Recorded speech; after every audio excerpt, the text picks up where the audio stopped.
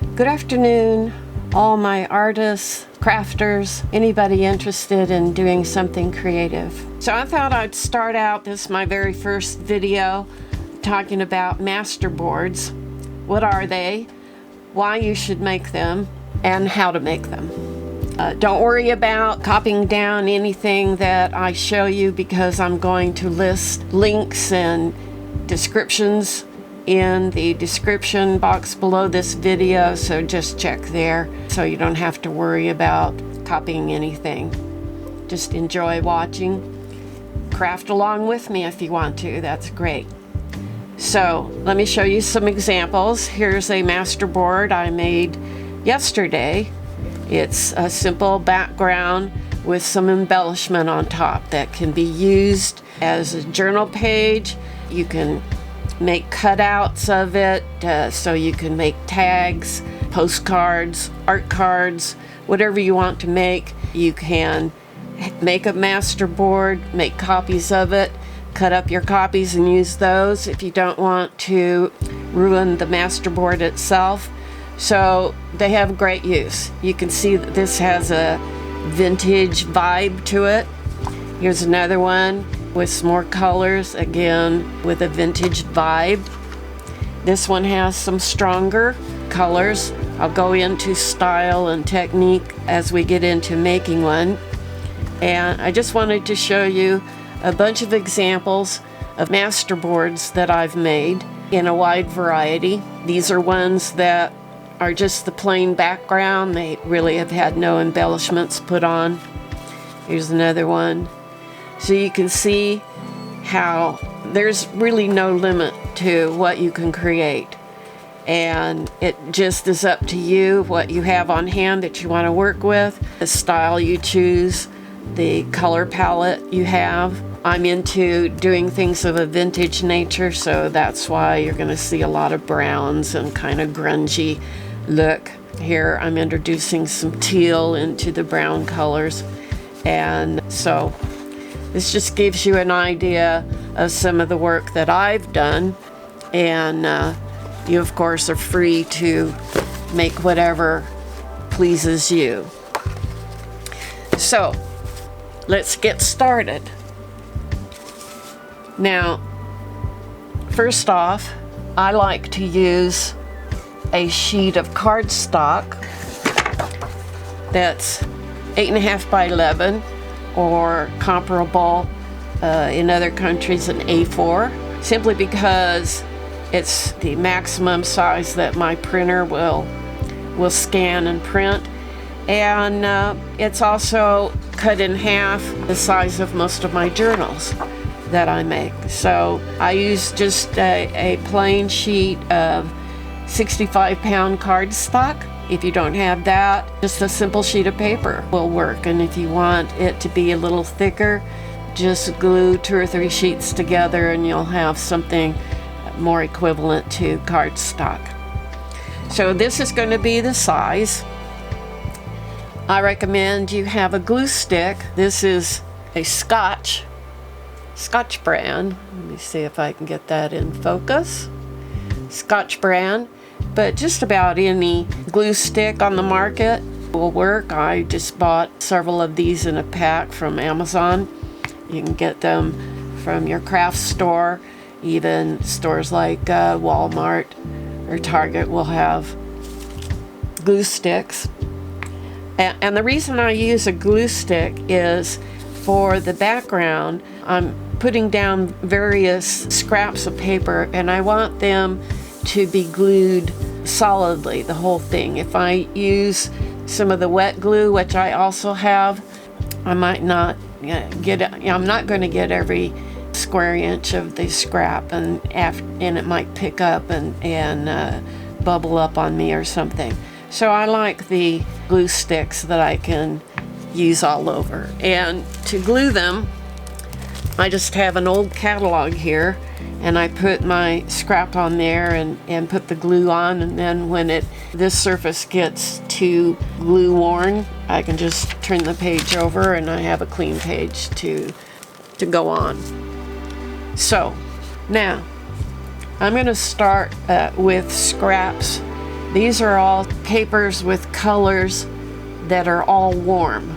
Warm colors in design are referred to as color key 2, and the cool colors are color key 1.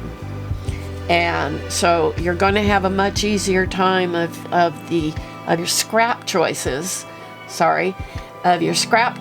blending together if you mix cool papers with other cool papers and you mix warm papers with other warm papers. Don't try cross them up, or you know, it'll still probably look okay, but not as good as it could look if the colors blended better together. So I've decided for my first project today, I'm going to work with the warm colors. So I'm going to remove all of these, and maybe we'll have time to do a second masterboard today, and I'll go to my cool stack for that. So here we've got just a whole bunch of different kinds of papers that have a warmer glow to them. You know, every color under the sun has a warm version and a cool version. You have warm, yellow is basically considered a warm color, but there are actually cool yellows as opposed to warm yellows. There are cool reds as opposed to warm reds. Every color has a cool version and a warm version. Now, sometimes it's a little more difficult to tell which version you've got. For instance, that I think that could kind of be either warm or cool. I put it in my warm stack, and you can see how these colors seem to work nicely together.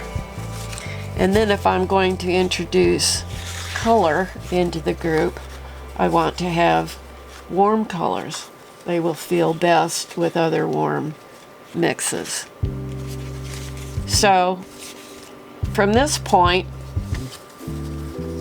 once you've got your papers, bear in mind that if you're going to embellish on top of the background, most of the embellishments that you will probably have to choose from will be brighter, more on the brighter or darker side. And for that reason, then you want to have your background, you're going to want to use the lighter scraps so that when you put embellishments on top, they're actually going to show. So I'm going to move away from these, put the darker ones off to the side for right now, and kind of just bring out the light to medium tone colors that will allow me to easily embellish on top. Now, before I get started actually gluing anything down, let me show you this, and I want to talk a little bit about style. This is a vertical style, or sometimes referred to as portrait. This is where you're going to essentially glue all of your papers vertically, no matter which way your substrate is set, whether in a landscape mode or a vertical mode, you're going to lay your papers down vertically, and that gives you a vertical style. Then you could go horizontally, or a landscape style where you're pasting everything horizontally. Third, you could decide everything's going to be laid down on a diagonal, and I think that's what I'm going to do with these, because I've got several that are in the vertical style and horizontal already, and it's been a while since I've worked on the diagonal, so I think I'll do that today. By far and away, most masterboards that I see, that I've made, that I see other people making, are kind of a random, where they have taken scraps that are in all different kinds of shapes. They're torn usually, and they just lay them down in a random fashion. There's no particular, you see here, we've got lots of different shapes and everything. The papers are all torn, different sizes, and just pasted down almost randomly without thought. And that's even a point I want to make, that oftentimes when you do things without thinking about it, you wind up with a more successful end product than if you sat there and strategized. So the only pre-planning I do for my masterboards is to decide what type of style I want to end up with. And so my style for this video is to work on the diagonal. Okay, let's get started. Okay, I'm going to go from the upper left side to my lower right side, and I'm just going to pick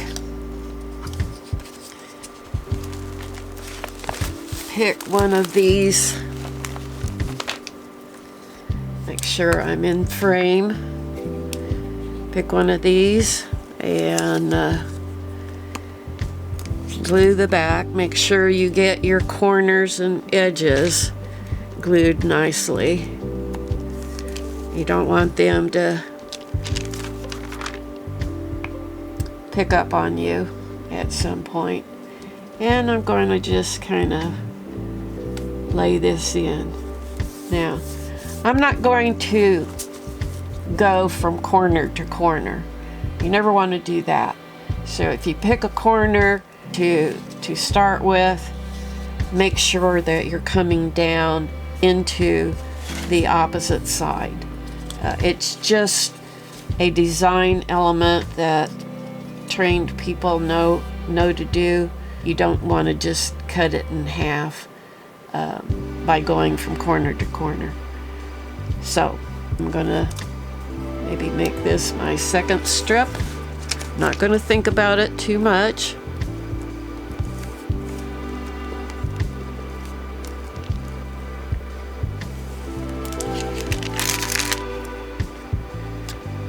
And I'm just gonna lay that in there.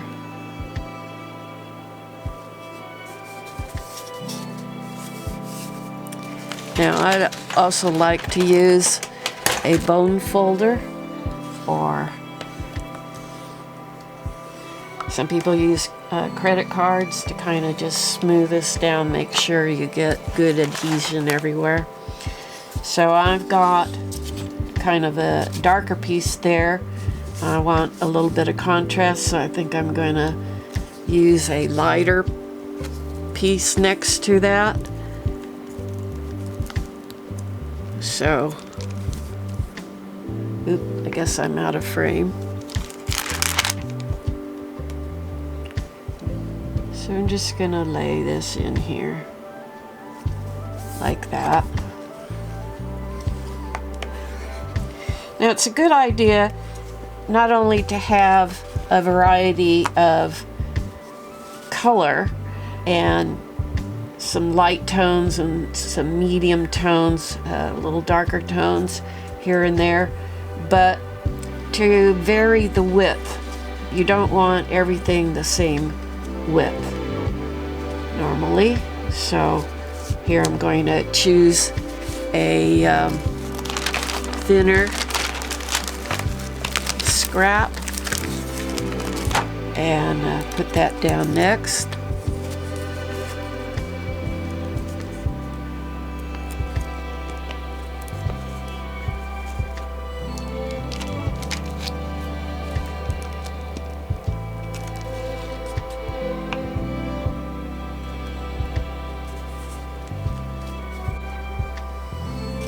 Moving on, I thought maybe I would switch this up and run some of these scraps in a different direction.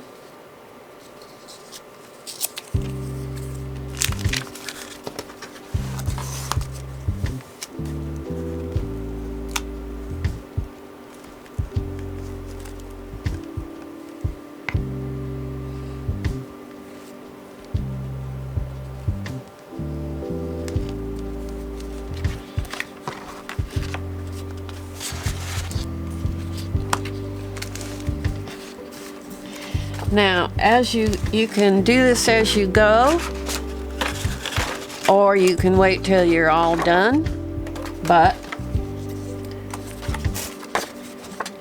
you might want to snip off the parts that exceed the limit of your substrate, so you get a better feel for how it's turning out.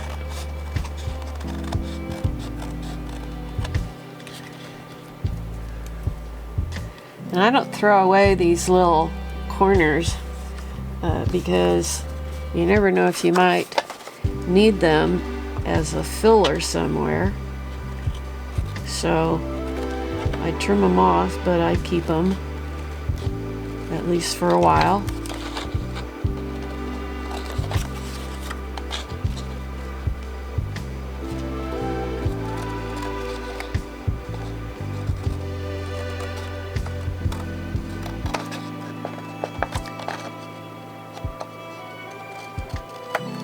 Okay, oop, that's over here.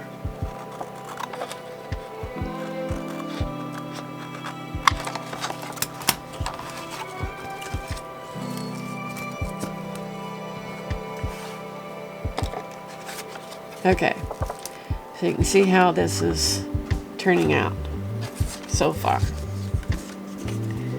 So we're off to this side, and I think I'll put a bit of text in there.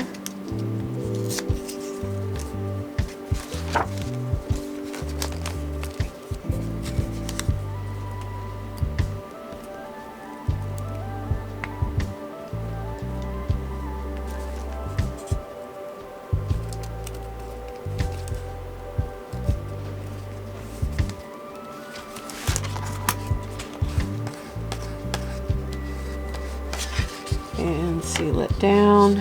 What else would be good? See, here's where one of those corner pieces I just cut off is going to fit in there perfectly. Okie doke. Nice when that happens. You know, you're taking papers that one might normally throw away, and you're repurposing them and turning them into something useful and hopefully beautiful in the process. What else have we got here? Anything? Yep, we'll see. Okay. I think maybe I'll try one of these darker ones here, just for fun. No particular reason other than having a variety of tones will make your masterboard more interesting to look at.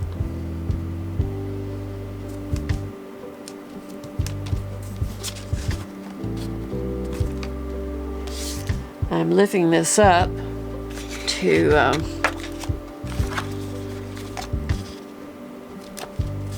because I don't want to get glue on my cutting board here. This, by the way, is a self-healing cutting board, so if you use a blade at any time to trim something off, for instance, you might choose to do your trimming with a blade like this. You can cut that way, and it will self-heal, and so you don't scratch something that's important to keep looking nice. So, okay, and I've wound up with a little corner there. That will just slip right in there nicely for me.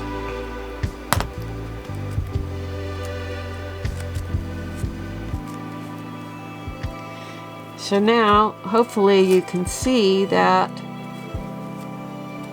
we're still in a diagonal style, but we have two different directions going on here.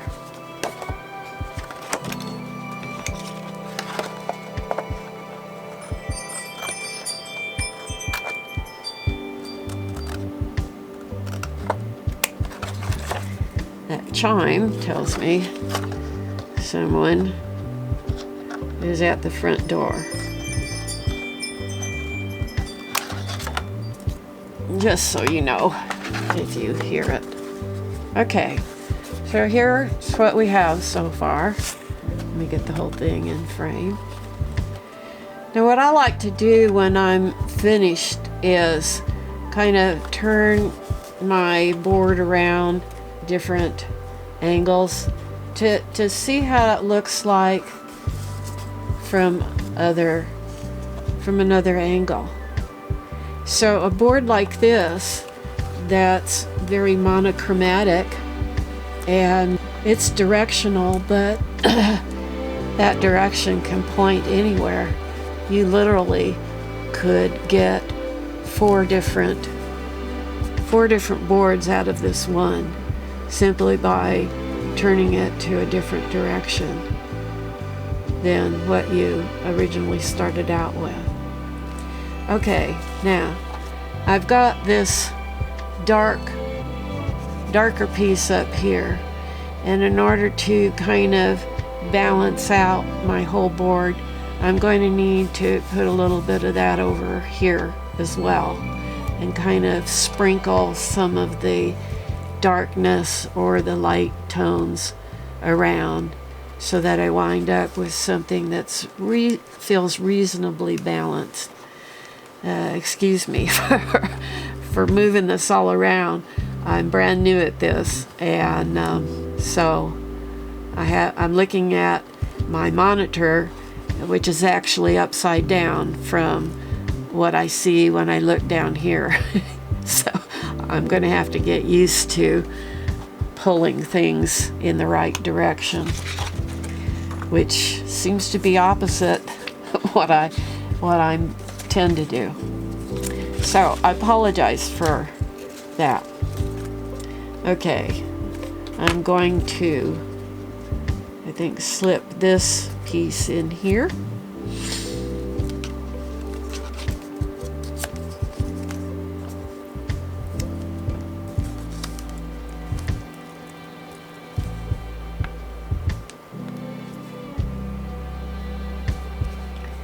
Staying with the original diagonal I started with.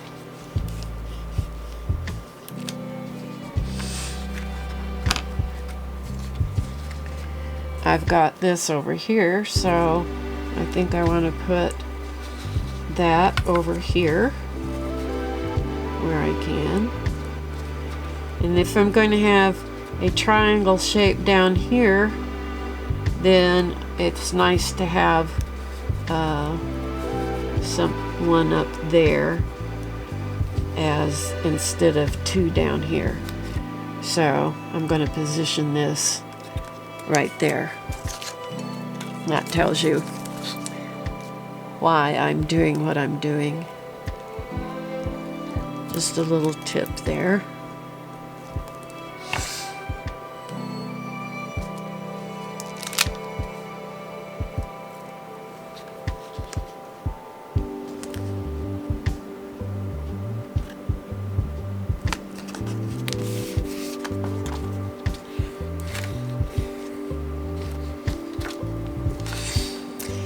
And I said I wanted to get some of this dark paper over on this side for balance. So I'm not going to, I have a choice. I could do this, but that mimics that too much. And I don't like that. So I'm going to stay with the flow of the original diagonal.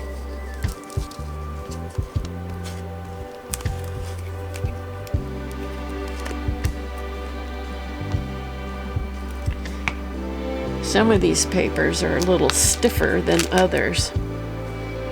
which is another reason why I like using the glue stick for this.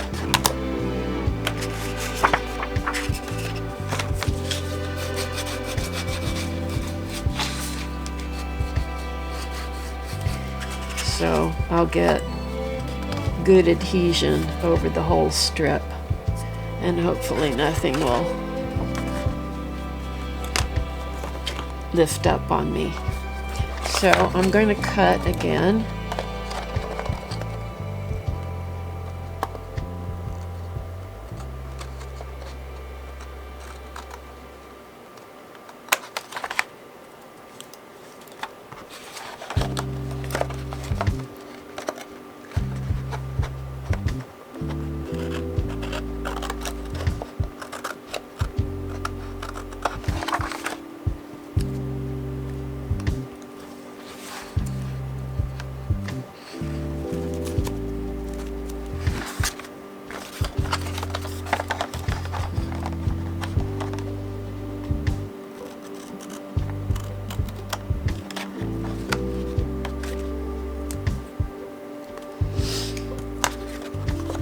And now you can see how it's coming along.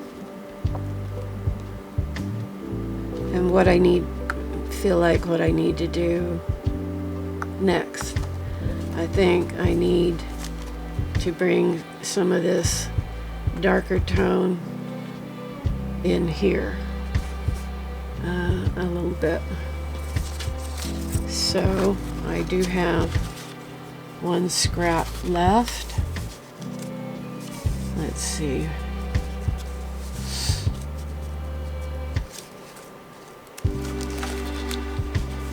I think I'm going to have to cut off one end because they're both torn at this point.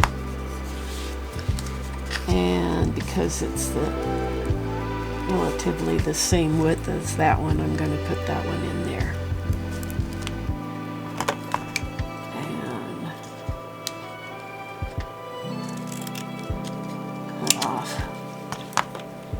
Of it.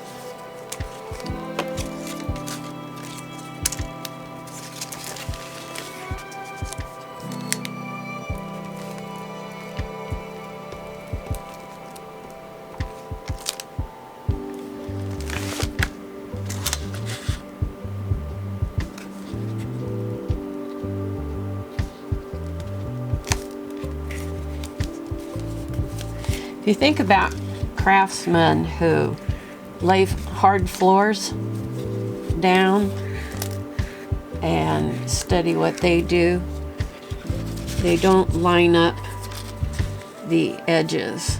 You know, you don't want to wind up. I mean, here I do have several different pieces that are creating a straight line going across here, but that was on purpose. Out here, when I'm cutting, you know, you see that this piece is ending way down here and that this is ending up here. It's not, they're not ending at the same place. And that's what you don't want to have them end at the same place unless you're making a complete design change at that point. So this one is almost the same width as that. I can maybe get away with putting that in there. Let's see. Yeah, it's about the only piece I have that comes close. I'll have to overlap just a hair. Stick that in there. We could maybe put a nice skinny piece in there. It starts to get a little more tricky as you get toward the end of what you're going to do, where you're going to put a piece. Always trying to distribute your darks and your lights around the substrate, looking for an element of balance overall.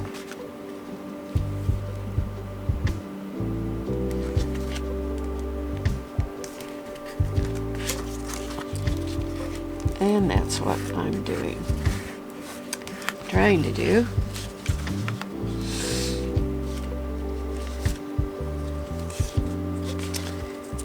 What have I got down here in my corner scraps?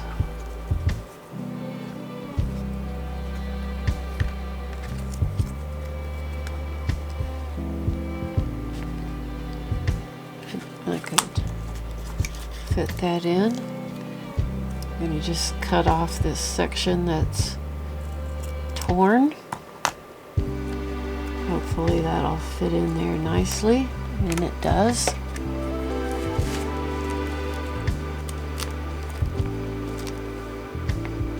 As far as the papers go, some of these are actual scrapbook papers. Others are papers I've either made or purchased from other creators to use in my journals. These are just the leftovers. Whoop.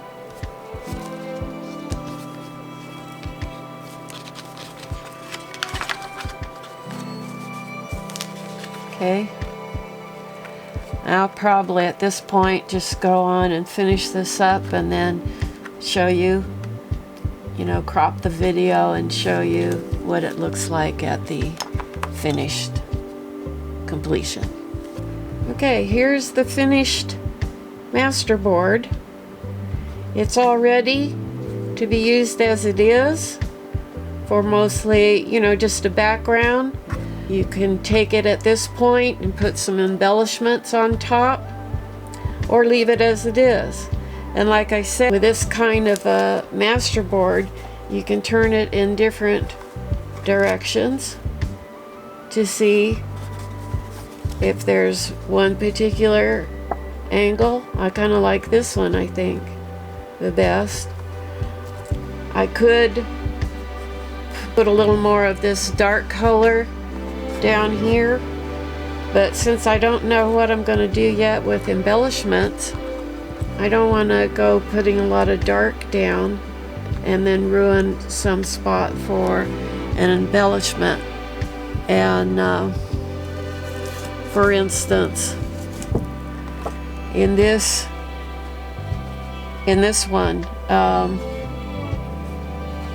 the flowers that you see are embellishments. They're tissue embellishments that I got from Jim Holtz, and without a light background, you see, those embellishments wouldn't show up.